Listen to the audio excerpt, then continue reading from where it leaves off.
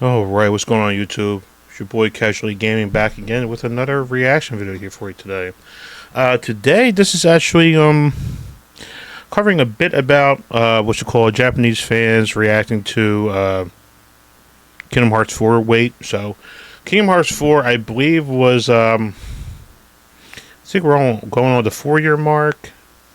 So I think was back in 2021, there was, or end of 2021, there was a reveal for Kingdom Hearts 4. There was a trailer for that. And, I mean, ever since then, we haven't heard anything else regarding Kingdom Hearts. I mean, we have, but it was like Kingdom Hearts, like the mobile game. And so there's a little bit of info for the mobile game, but not any, like, mainstream Kingdom Hearts related stuff, right? Like console games related to Kingdom Hearts. Other than, believe it was Kingdom Hearts is going to Wii or Nintendo Switch or whichever one. But yeah, we're going to be hopping into this today. If you guys do enjoy content like this or similar to this, please do not be afraid to hit that subscribe button. Consider hitting the notification bell as well and setting it to all so you get notified every single time I give an update video on any topic here on the channel. But yeah, with that said, we're going to hop into this and yeah, hopefully you guys enjoy. Being canceled. The franchise is not doomed. Kingdom Hearts is not being canceled. The franchise is not doomed, but it. Kingdom Hearts is not being canceled. The franchise is not doomed, but it has been 3 years since Kingdom Hearts 4 was initially revealed. 3 years, sorry guys. Throughout these 3 years, a lot of fans have felt like this wait has been a little too long, especially waiting for a trailer for the most part, or just any update about the game. Shortly after Kingdom Hearts 4 was initially revealed, we got a big Game Informer interview with Nomura, and then shortly after that, we got Kingdom Hearts Dark Road finishing its story, and that has basically been the last time we've gotten any major new Kingdom Hearts content. Now, in between this time, we did get Kingdom Hearts Missing Link, and we got some cutscenes from like the mobile game. But most people haven't been able to play these games themselves, and are still waiting for games like Missing Link to be released. Missing Link, a matter of fact, was supposed to be coming in 2024, but got delayed and didn't meet that release window. And then when you add up a lot of these little things all together, it leaves a lot of people worried about the state of Kingdom Hearts and the future of the franchise as a whole. But mostly just wondering, when is the next time we're going to see Kingdom Hearts 4? Could it be this summer? Could it be later in the year? Or are we waiting for the long haul and waiting until next year even? Kingdom Hearts has been absent for most of the 2020s so far, and this is the longest drought period Kingdom Hearts has ever went through. So I think it's a little understandable why some fans are getting a little anxious, even if usually I'd be on the side of we should wait, be patient, and just chill while Square Enix like cooks up whatever they're doing. Because I mean, 3 years for a trailer is something we haven't gone through before. We even have some bigger Twitter accounts talking about how Kingdom Hearts 4 was announced 3 years ago that day. And then when you go to the comments, you see people making comments like why a reboot, why the launch delay, by the time Kingdom Hearts 4 comes out, and then you even have people memeing, posting the Wikipedia for Kingdom Hearts, where you can clearly see there's a pretty large gap after Melody of Memory, and we don't even have a release window for these games. Missing Link used to be in 2024, now it's been to be determined, along with Kingdom Hearts 4. And we have no idea how much longer this gap right here will get. And when it comes to the 3-year wait for Kingdom Hearts 4, you even have giant Japanese news articles talking about this, accounts with over 1 million plus followers in the Japanese community talking about Kingdom Hearts 4's wait period, over 1.3 million impressions on this post, plenty of comments, and you get to kind of see like the reactions from the Japanese community about Kingdom Hearts 4's wait, which I read through a couple of these, but some of them are pretty interesting. If they don't revamp the battle system soon, they won't be able to attract new players. I can't imagine anyone starting from KH4 all at once. Is too difficult for newcomers to fully understand the story since they have to play all the games. This is actually a comment I made like kind of recently in my last video talking about Kingdom Hearts 4 and the story. If they want to attract new fans, they should start with a new protagonist and limit the story of previous games to something like you don't need to know it, but if you do, you'll be able to smile. Maybe they should change the title of Kingdom Hearts 2. The Dark Seeker arc ended with Kingdom Hearts 3. Now, new protagonist, I'm gonna be real. Nah. Sora's that Yeah. guy. Sora's the boy. He's the It's gotta goat. be Sora, bro. If It's Sora gotta can be be. the protagonist for I tell you right now, if Sora wasn't the main character, especially because I've been playing since Kingdom Hearts 1, uh, yeah, it would really kind of throw me off, and it would be one of those things where like I would probably play it, but at the same time, it would be really difficult for me to get used to a new character, like what you call it, Dream Drop Distance was the whole Dream World thing, right? And it lets you tag team between Sora and Riku throughout the game. I tell you right now, during that game, I wanted to just mainly just be Sora, to be honest. I did not want to play with other characters because it just felt weird.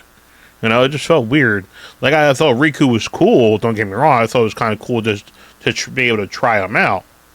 But to play with him like throughout the whole entire like story, you know, it's kind of weird to be honest. Because like I mean, like I can see if like they had a separate, it's not an arc, but a separate, I would say, viewpoint series for each character of Kingdom Hearts, so each major character, like Kairi, Riku, Mickey, Goofy, Donald. Well, not Goofy and Donald because most of the time they're always with Sora. But if they had no Riku, Mickey, and Kairi, their viewpoints throughout the from their basically their origin stories and how things started out for them, when they became a key player, in Kingdom Hearts, when they became a key character, that would actually be, kind of cool. But the only thing is, they already do have something for Kyrie, Melody and Memories, right? And that's basically her, reliving all the memories that Sora already, reliving Sora's like pretty much his whole story, his whole storyline. Not physically, playing it like as him, but reliving it to where you're watching it like kind of like as a movie, and her fully understanding all the trials and tribulations that he went through, you know, and as like for their relationship, it actually helped her understand him on an even deeper level. She probably understands him more than anybody besides Donald and Goofy because they're with him, 100% of the time. But now, in Kingdom Hearts 4, he's supposed to be alone. But I will say, like Riku's like origin story, like you play as Riku, even as like the version of him when he gets, consumed by Xemnas, but he's still in there on the inside, like kind of like how they did with Aqua. They had her own thing, her own trial and tribulations thing, where when she was left in the realm of darkness, that was peak Kingdom Hearts right there. But I will say this, yeah, at this point, if they changed to a whole new like MC, the whole new main character, it would be one of those things where like I would have to take with a grain of salt because I like the Kingdom Hearts series as a whole. I'm a big fan of it, but it would be very difficult for me to get used to that. But I have played games where even though it's the title of the game of the series supposedly implies that there's supposed to be a particular one character. I have played games where there's many times where it wasn't always the main character that you're used to, and for example, Final Fantasy. There's been many Final Fantasy games where everybody's suspecting it to be Cloud, because Cloud's the OG, and Cloud's he's my OG man. Like I love playing as Cloud, you know what I mean? But you have the Final Fantasy 13 where there was a girl. I think it was like actually no, sorry, not 13. 11 and 12 was the same person, but it was a chick. It was different. It wasn't Cloud. Like as the main character. And of course, each Final Fantasy, the battle mechanics are different. But with Kingdom Hearts, the battle mechanics are pretty much straightforward. It's third person hack and slash. Great, cool. I'm all about it. But Yeah, man, it's one of those things where it with Kingdom Hearts, it's different than Final Fantasy. It's kind of based like off of it, but or not even based off. It's just very similar to Final Fantasy. Um, but it's one of those things where it's Final Fantasy and Disney mixed, and usually a lot of times, if your other if your other major games have had the same character thus far, then it's kind of weird to all of a sudden switch to a different, to a different main character. And that's all I'm pretty much going to say about that. I'm not going to stop ranting. I'm going to let you guys get back to the video, or we're just going to get back to the video. But yeah, so that was just my little 2 cents on that. And if you guys want to skip past this part and just continue us reacting, that would be fine. But yeah, we're gonna continue here. I'm cool with that. Sora is Right. Kingdom Hearts to me. It's the Right. story setting. Exactly. Sora is Kingdom Hearts. Harsh Right. conditions for new players. Because Kingdom especially Hearts because are story setting. especially because on Kingdom Hearts 3, he's sitting on the fucking throne. He's sitting on the throne, kind of implementing that he's supposed to be the king of Kingdom Hearts, the new king of Kingdom Hearts, right? Because Xehanort and the original king, no, they had their time. They tried to do things their way, and it just didn't work out. And Sora's point of view, Sora's way, it seemed to have worked. But the downside is when he used the power of waking, it came at a price. The price was him being rejected by the original world that he's from. That was the price that he paid. And now all of a sudden you want to go to like a different main character. And I'm saying not that they're doing that, but like if you want to all of a sudden go to a different main character or a new main character, people are gonna be like, "What the hell happened to Sora? Like, you're not gonna cover that? Like, you're not like no." Like, yeah, he got rejected. He disappeared. What happened to him? Like, say there wasn't like a Kingdom Hearts 4 trailer with Sora in it, and you'd be like, "What the heck? What happened? What happened? Like, where? Like, did he die? Like, yeah, he brought everybody back, but he died. Like, you would assume that he just died. Like, he faded from existence. Like, he's no longer alive, right? And that right there, where like the series can't for Sora's arc can't truly be over until it reaches a concrete endpoint, you know. And yeah, with that said, we're gonna be moving on there. Things that can't be understood unless you played all the games. So even if they change the battle system, it'll end up being the same as Kingdom Hearts 3. I wish they'd finished it properly with 3, even though they were able to return to the island in 2. It was advertised as a number title in the conclusion of the Xehanort saga, and yet it ends with Sora being erased. Also, was it necessary to change Riku and the King's Keyblades? The black box was a bit weird too, but Limit Cut and the secret bosses were good, right? So as you can see, the Japanese community even was mixed about Kingdom Hearts 3 as well, and for a lot of people, this is what kind of makes the case. I didn't mind the Keyblade change. Necessarily super satisfied. The reason why I didn't mind the Keyblade change was because it was basically a representation of who he used to be. He used to be a Keyblade wielder of darkness, right? Not by choice; it was forced upon him. But it consumed him to the point where for a time that literally became who he was, at the time. But then once the darkness was extinguished from him, and of course he still looked like Xehanort, and right there it was a redemption, like that right there, like that would have been a good saga right there, like a little side saga where Riku's kind of like redemption arc coming back from darkness. It could have been Kingdom Hearts whatever coming back from darkness, right? Or redemption from darkness, or whatever they wanted to call it, right?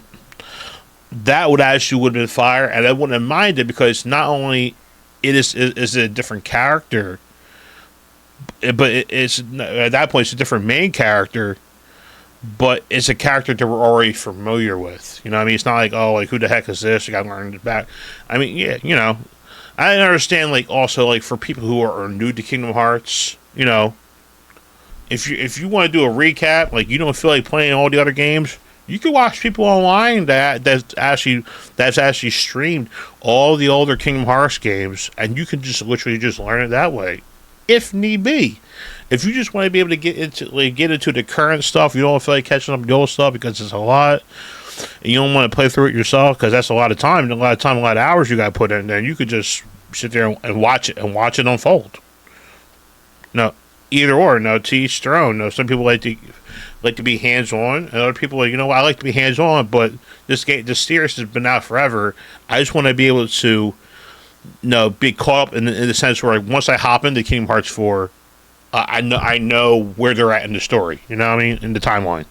But yeah, that's just me. With the last game, that is kind of why some people are anticipating a trailer so much, because Right. they want to see a new trailer so Yep. they can know if Kingdom Hearts is heading in the right direction Right. I mean, for them. you Now, also I you don't think also that should just the want to be priority sure when Square that Enix releases a new trailer. I think they should release it when they are confident in Kingdom Hearts 4 releasing within the next year of the next trailer that comes out. What about KH4? It's been an open beta test, but it's disappointing. What are we going to do about Missing Link?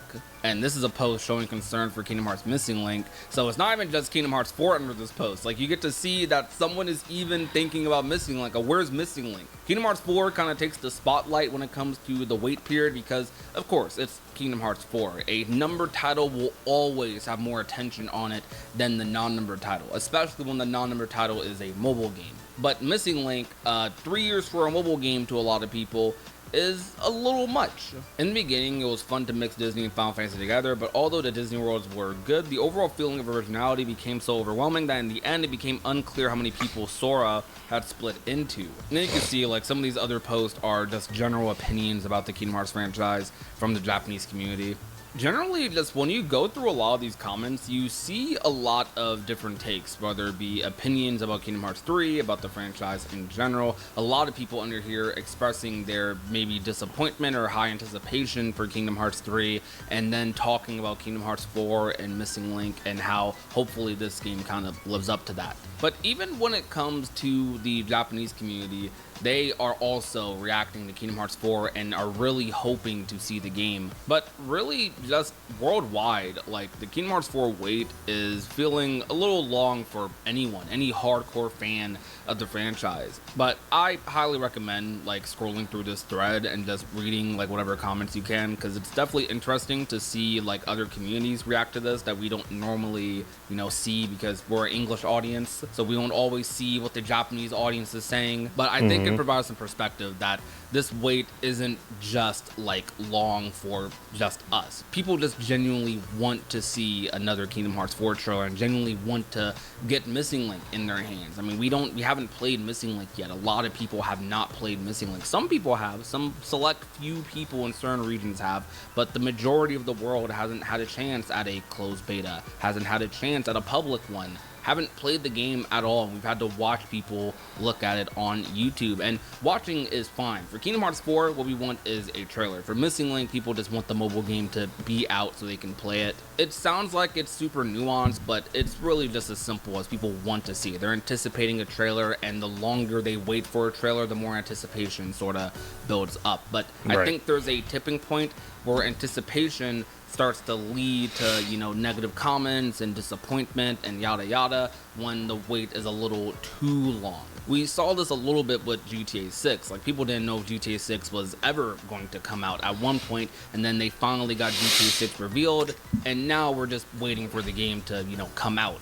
And the same thing is going to happen with Kingdom Hearts 4. A lot of the negative comments, a lot of the anticipation, and the talks about the wait and the drought are going to be over the second a trailer comes out, because that's what we want, that's what we've been waiting for. But until then, those discussions are going to happen because, well, it's been 3 years. If you ask yourself what's happened the last 3 years of your life, there's probably a lot of things you can say, a lot of things that maybe changed. Maybe you move into a new house or apartment. Maybe you've had a kid in that time, got married. Maybe you got out of high school or you graduated. A lot happens in 3 years. A lot of life happens in 3 years. And throughout this, for Kingdom Hearts, nothing's happened, and that's why it's a discussion. But games do take a long time, and games are especially taking a long time now, so I do understand that. But we just want a trailer at the end of the day, and whether it comes out this year or next year, the discussion is going to keep happening until people see a trailer. And that's kind of just all there is to it. But if you enjoyed this video, if you found this video like insightful or interesting in any way, leave a like, leave a comment, subscribe. But until next time, thank you guys so much for watching. My name is Prodigy, and remember to be nice, be safe. Banger video. I will definitely be subscribing. I definitely want to see future content for Kingdom Hearts, or basically receive future updates. And of course, I can help relay those to you guys as well. If there are any Kingdom Hearts fans, subscribe to the channel, and if you're not, please consider subscribing to the channel, because there will be more Kingdom Hearts information coming your way in the future. Not in the near future, but in the future. But yeah, with that said, guys, I'm going to be signing off here for today. Don't forget to like, comment, and subscribe, and share the video among family and friends. Stay casual. Be sure to tell your family that you love them. Catch you guys on the flip side.